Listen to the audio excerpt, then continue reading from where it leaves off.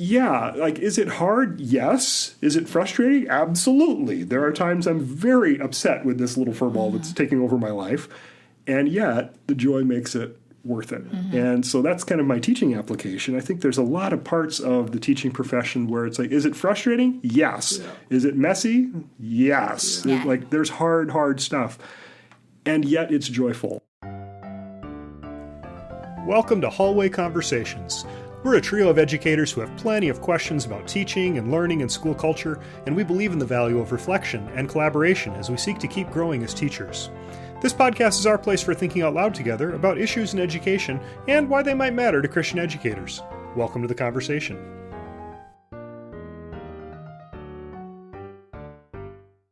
Hello, everyone. Welcome to the 122nd episode of the Hallway Conversations podcast. My name is Matt Beamers. I'm Abby DeGroat. And I'm Dave Mulder. Our podcast is brought to you by our friends at the Center for the Advancement of Christian Education. We're always looking for topics of conversation and feedback, so please email us at hallwayconvospod@gmail.com. That's hallwayconvospod@gmail.com. Your feedback and your ideas are important to us. Dave, earlier this week, you sent an email kind of somewhere along the line. We're like, hey, we should do a podcast. Any ideas, thoughts? And you sent an email. It said, top of my mind for me is joy amidst the hard stuff. It's what I wrote about in today's edition of my newsletter, which hopefully we can link. If you don't know, Dave that's has kind. a newsletter. But yeah, I'll put it in the show notes. You bet. And he says, the joy of having a new dog in our house. God bless you. It's been an adventure. Yeah. And even though there are some literally crappy parts of it, making a teaching connection, the work is hard and messy and draining and sometimes just kind of awful. And yet it's the best job. The joy has to outweigh the frustration. Yeah? And that's a good question mark, right? Like, does the joy outweigh? That is my question. Yeah, really, it's a great right? question. But I just thought to get in the right mindset a little bit, I was thinking about joy. And I was thinking, Abby, you've kind of alluded to like some of your growing up around here, and it made me think about and this is for both of you, what did you guys do in your spare time when you were kids? Because just the thought of that brought me, I played a lot with my hockey cards. We lived on a road that had pretty big ditches, and we built bike ramps and tried to go over the ditch, and sometimes ended in the ditch. We used to catch frogs and garter snakes. We would build forts. We would play basketball down at Hamilton Elementary School at the end of our road. A lot of street hockey. How about you guys? Abby, what do you think about? What do you think about? My grandparents lived on a farm, and I loved to go out there. So I spent a ton of time on their acreage.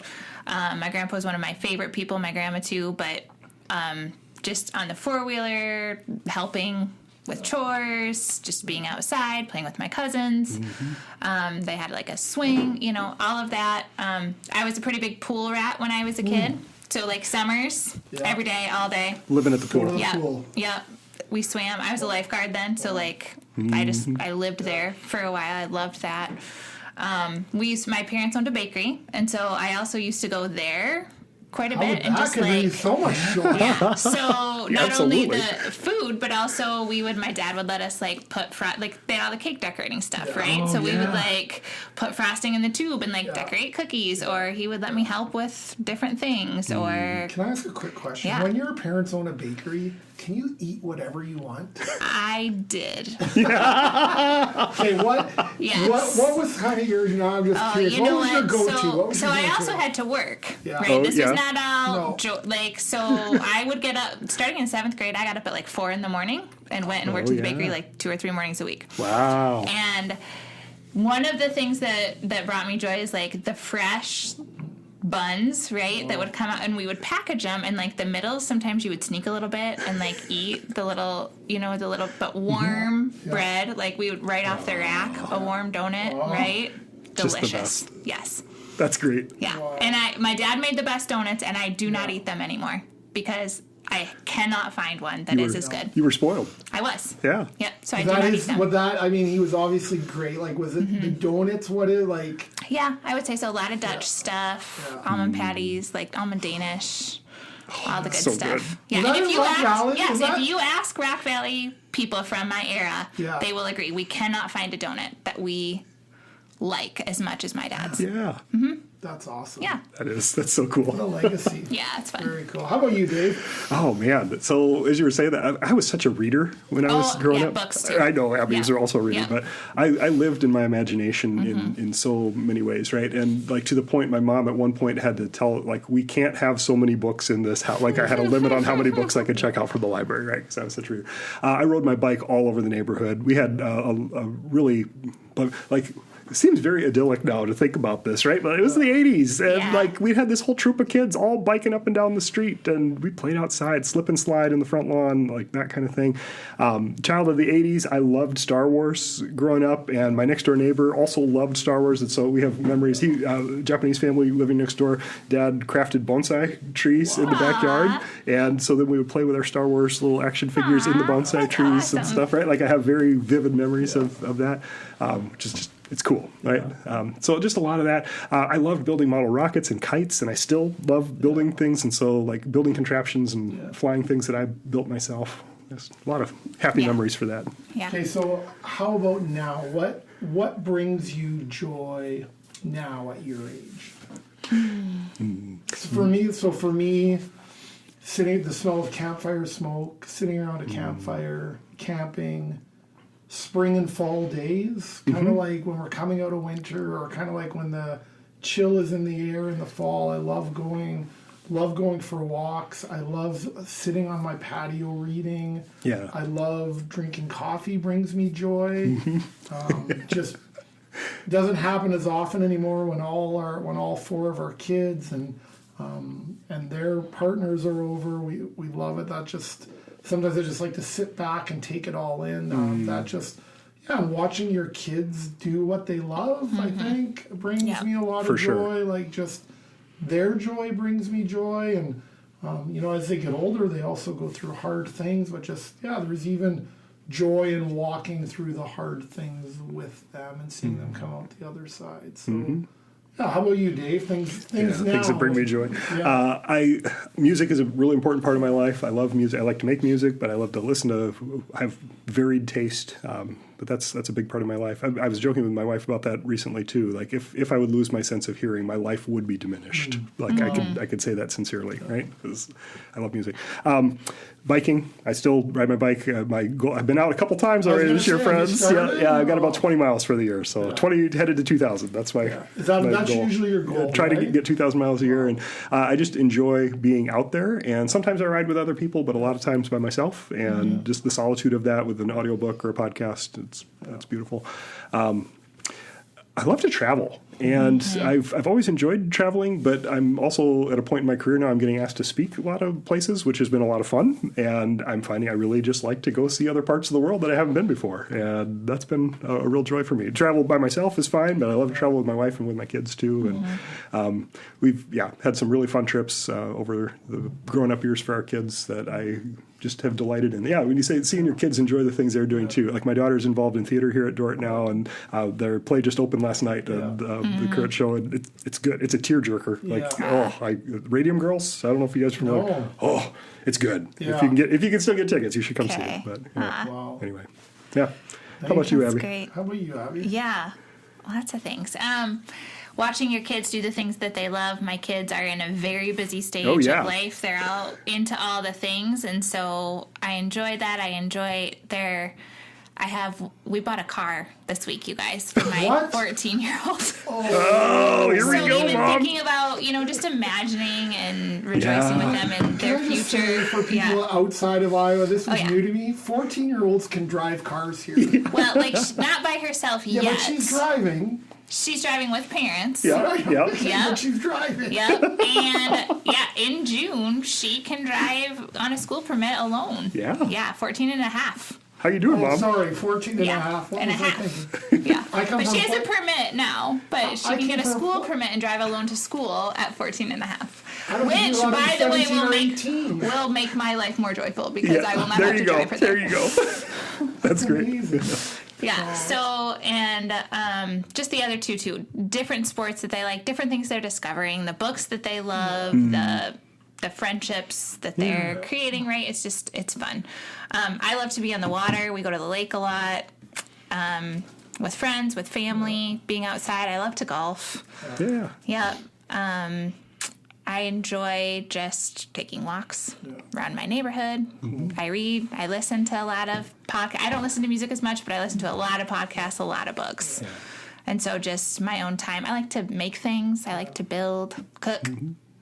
You have good friends in your neighborhood. I do. Too. I know you guys all bring each other joy. Yeah, we sit on our porch a lot. Yeah. That's awesome. That's beautiful. I love it. Yeah. So just thinking about that, Dave, now coming back a bit to your, to your email, just this idea about joy amidst the hard stuff. I don't know, maybe you can just give a bit of context. Sure. Why you've been thinking, or even about some of the writing in your newsletter. Yeah. So I mentioned we did adopt a dog about 2 weeks ago now, and overall it's gone really well. But he's a shelter rescue dog, and so you've had a dog before. We had a dog bit before. Of context to that. And we had to put our previous dog down because he had cancer, and so that was about 18 months ago. Not quite, but and I grieved. Like I loved our dog, and I was not sure we'd get another dog. To be very candid about it, because we're also kind of at that point where our kids are kind of grown and flown-ish, and so then it's like having a critter at home ties us down a little bit. We weren't sure.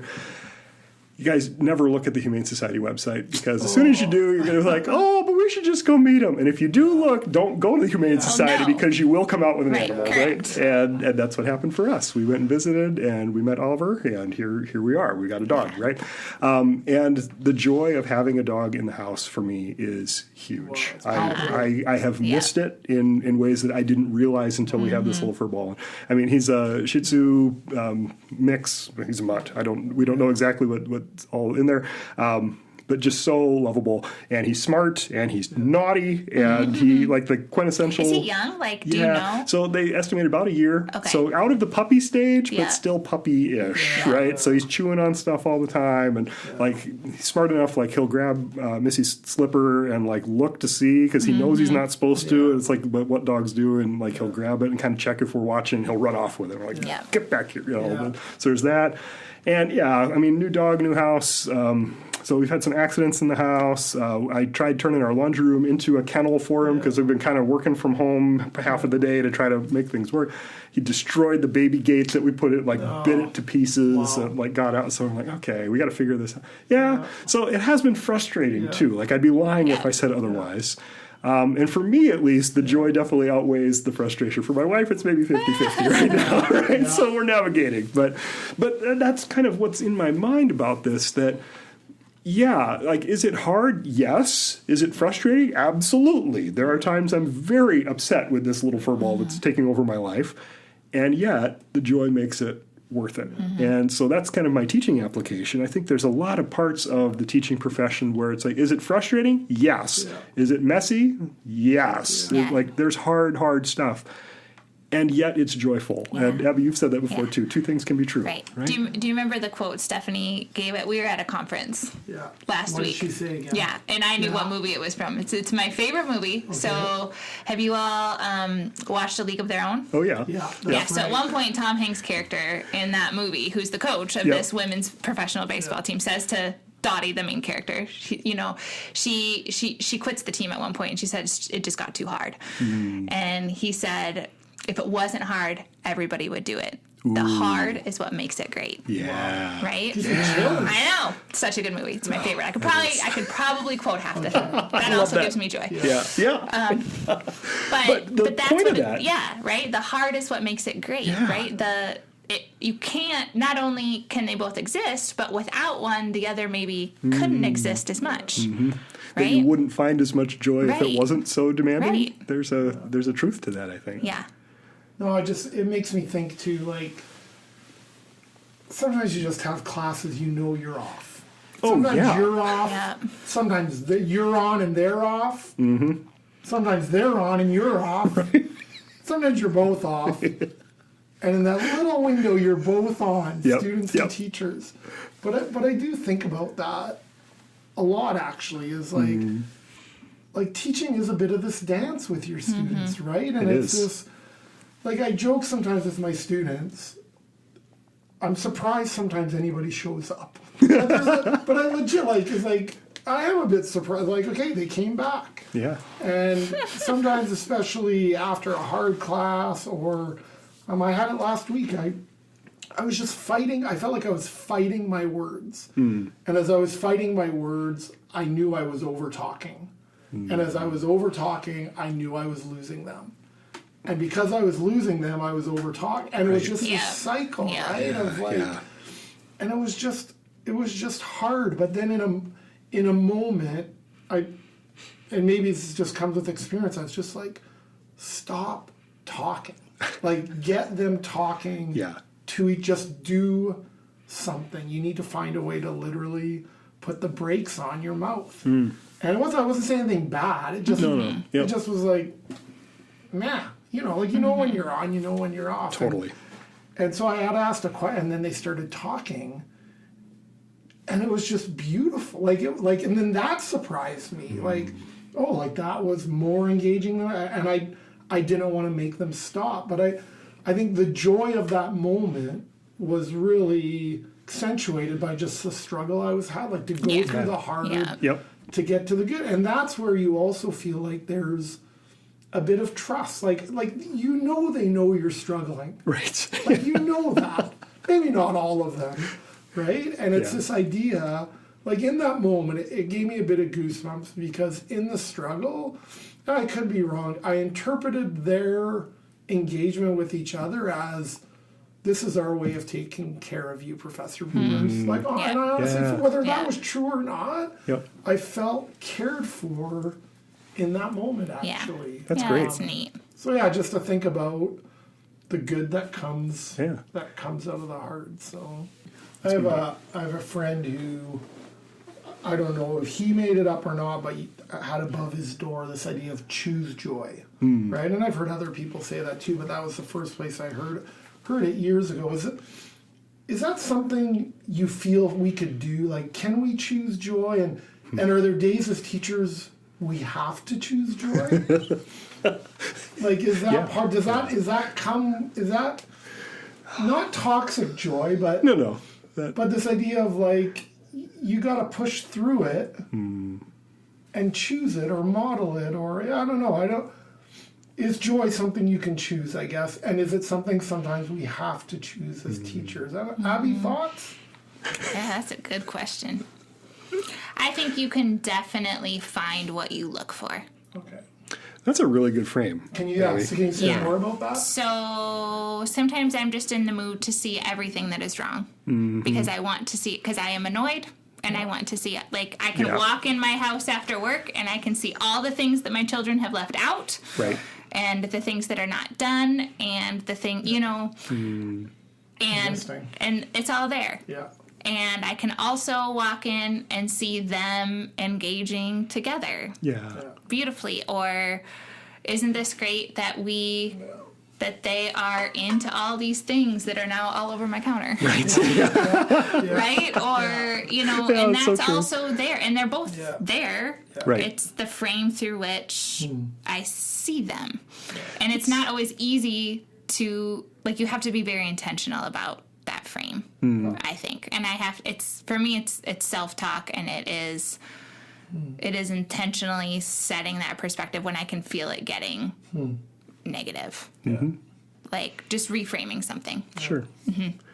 That's good. I take a little different view on that, and I don't disagree with anything you said there, but I'm just thinking through my own lens. I tend to be, my wife and I joke about this ongoing thing, like that I'm the optimist and she's the realist. And I say, well, I'm the idealist and you're the pessimist, right? Like, so like your frame, like that's even my frame on things here, right? But I do tend to, not in a toxic positivity kind of way, I hope it doesn't come off that way. I'm also kind of a realist. Yeah, right.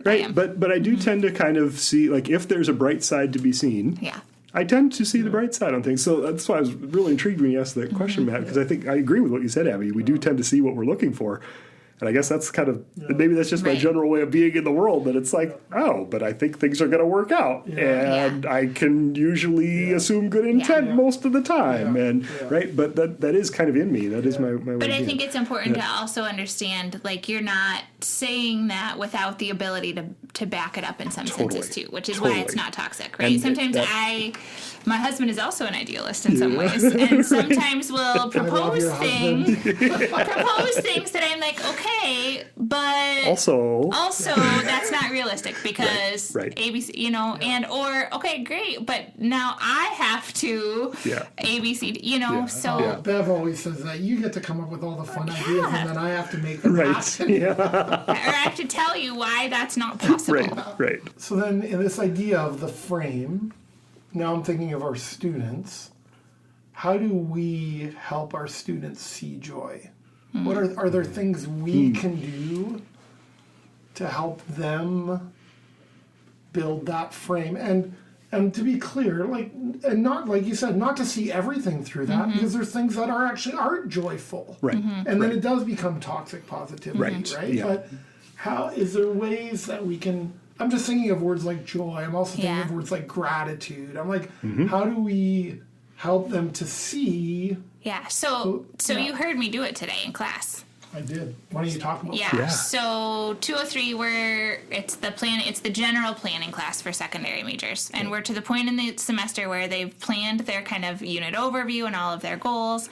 They've planned their assessments because we do backward design, right? So we start with our big ideas. We develop assessments, and now they're to like the lesson planning piece, right, where they get to try to design these lessons to meet all of the learning targets that and we had a work day today, and so I introduced the template, and we what is all in it, gave them an example, and then they worked, and I went around and really answered questions the whole time and helped brainstorm and things. And at the end, I was conferencing with one student at the end, and she was getting excited because she had mapped out her unit outline for her lesson plans and mapped it to all of her learning goals. And she was, and I was like, it's kind of fun, isn't it? Yeah. And she's like, it kind of is. Hey, that's right? awesome. And then another student was like, yeah. And they could see the joy of seeing this kind of nebulous idea of planning a unit come together and all work and get creative about what do I want to do and how would I create this. And so I think just taking the time because I tell them all the time, I love lesson planning. I love curriculum design, and so I think I can get a little bit enthusiastic about it, but just pointing that out to them too, it's really cool how this stuff can come together and work together, and how you can see your lesson plans come and meet your unit goals and just the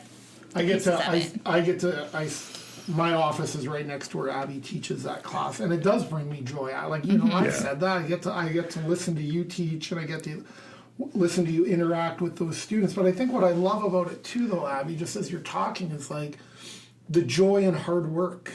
Yeah, right? That's what I'm like. Man, they're working hard. And that joy can come out of that, right? It's of a job. Because a unit plan is not an easy task, especially for beginning teachers to try to time, it is. It's a lot. Yeah, they're figuring it out. Yeah.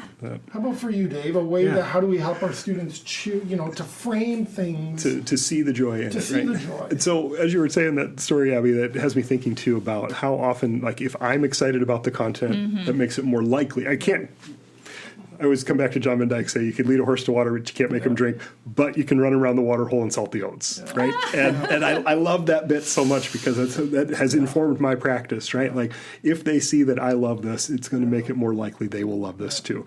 You can't win them over every day. You're not going to, right? Yeah. But there is kind of that sense. So how can I introduce some kind of an element of play or mystery or something ridiculous, hopefully content-oriented. I don't want it to be silly just for the sake of being silly, right? Or an intriguing question. Yeah, right? Yeah. And some of those those are small moves, but we have to be intentional about those too. And I think intentionality is maybe the key for seeing the joy. It makes me think too, I'm thinking 30 years ago when I was teaching in Montana and I had to teach grammar. And I remember the first couple, and I was insecure about it.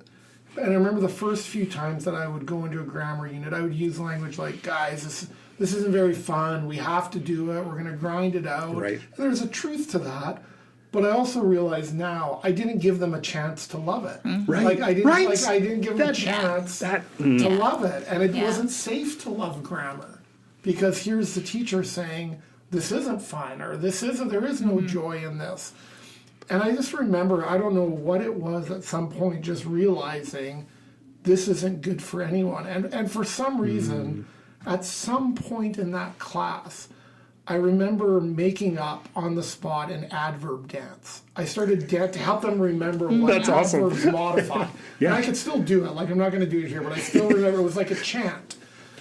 I have run into students in the last few years who asked me about that adverb dance. That's awesome. That's Right? so good. Yeah. And I had the same thing with onomatopoeia, teaching Yeah. just Yeah. having fun Yeah. with words. I had this shtick for a while that I'd be like, my favorite word in the world is cellar door. And I'd make them put their hands together and I'd say, everybody say cellar door. And you have to say it like this, cellar door. And I'd have these 16-year-olds with their hands, cellar door. I had a student come up to me like literally a year ago and just went, do you still make them say cellar door? That's so good. But it wasn't even really planned, but it was a Yeah. choosing Yeah. Yeah. joy. I can say a ninth grade chant. My Okay. ninth grade Spanish Yeah. teacher taught me too about how to remember all the verbs Yeah. Right? And Are you and gonna how say they're it? pronounced. Do you want me to? Yeah, I do actually. A-E-O-U, el burro sabe más que tú. Yeah. The donkey is smarter than you. Yeah. That's what el burro sabe más que tú. I feel like I should get a t-shirt made. Mr. Knapper. Yeah. Yep, so good. Ninth grade Spanish. yeah. So because one of Yeah. my questions was like, how do we model joy, right? Mm-hmm. And I think, I mean, you do this wonderfully, Dave. Like when I even hear you when I hear you teaching, walking by when you was Ed 101, or even when you teach your geography class Yeah. in the fall, like that's a tough class with tough topics, and yet you could just sit outside and hear. So yeah, like that. How do we model joy? Like, is one way to model joy through curiosity? Is it? I don't know. Does anything come to your mind? Anything about modeling joy? As you're saying that, I think it's really important for us to keep straight. Happiness is different than joy. Yeah. Right. Okay. And I think there's a lot of times where we really mistake that. Right. Like I want my students to be happy in class. I'm not sure that. So I mean, I don't want them to hate class either. Right. Yeah. But It's not the goal. that's not the goal, right? And I think joy actually is a goal in my class. I want students to come to this deeper sense, like God created a beautiful world, and it's broken. Yes, it is. And thanks be to God, Jesus came to save the day. Yeah. And so now what are we going to do about it, right? Yeah. And that story should inform, that is a joy-filled story. Amen. And that should inform what we're doing. And I try to live that out on a daily basis, right? Yeah. The other thing that I'd say is I love the Westminster Shorter Confession. I don't know if you guys are familiar, right? One of the Reformed confessions, Presbyterians. The first question and answer is, what's the chief end of mankind? Yeah. And to love God and enjoy Him forever, right? And that, to me, has been part of my way of being in the world. I try to embody that. And, that sounds like it could be platitudes, right? So I want to be cautious about that. But you do embody right? it, Dave. I just want to affirm that. Thank you. No, you Absolutely. do. You really do. But to say something, so maybe there is a sense of that too. Like you said self-talk earlier, Abby. I think there is a sense of that, right? Like we need to tell ourselves a better story. And if we find ourselves getting stuck in that spot Right. where everything seems negative all the Right. time. And what is the story I'm telling myself? Right? Yeah. And to just interrogate our own beliefs. And that's not, again, I don't mean that in a toxic positivity kind of way. We need to recognize the hard part because this is a broken world. Yeah. It is. But it's beautiful too. And if we're missing this the is beauty. our Father's world too, Amen. right? Amen. Yeah. For sure. That's a good word, Dave. Yeah. I know before we close, Abby, you had a poem that I we do. were hoping that you're going to share. Do Yeah, you mind doing that? so it just came to my mind as we were talking about this, and I used to teach it. Emily Dickinson, it's short, but it kind of gets at this idea of, I think of it as a pendulum. If you stay in the middle, you're safe, but you don't get to experience either joy or hurt, right? If you're just numbing yourself, or if you're not, I think you need both ends of the spectrum, and I think that is the lived experience that we all have. So her poem is called "Water is Taught by Thirst." Water is taught by thirst, land by the ocean's past, transport by throw, peace by its battles told, love by memorial mold, birds by the snow. That's a good word. May the Lord bless you and keep you. May the Lord make his face shine upon you and be gracious to you. May the Lord turn his face towards you and give you peace and give you peace and give you peace. Amen. Have a good week, everyone. Thanks for listening. This podcast was literally dreamed up during one of our actual hallway conversations. Our music is by Ethan Mulder. Hallway Conversations is created and produced by Matt Beamers, Abby DeGroat, and Dave Mulder. Hey, we have a favor to ask of you. Would you be willing to rate this podcast or write a review in your podcast app? Or if you found this conversation interesting or helpful, would you consider sharing it on your social media? Those things really do help podcasters out, and we would be so, so grateful. Thanks for listening, friends. Guys, as long as we've been doing this podcast, I feel like I should be better by now at remembering how to set things up every time. I should also be better about getting the intro ready more than 5 minutes before. No, we're good. We're good here, friends. Yeah. Hello, everyone. Welcome to the 100 and... What are we at?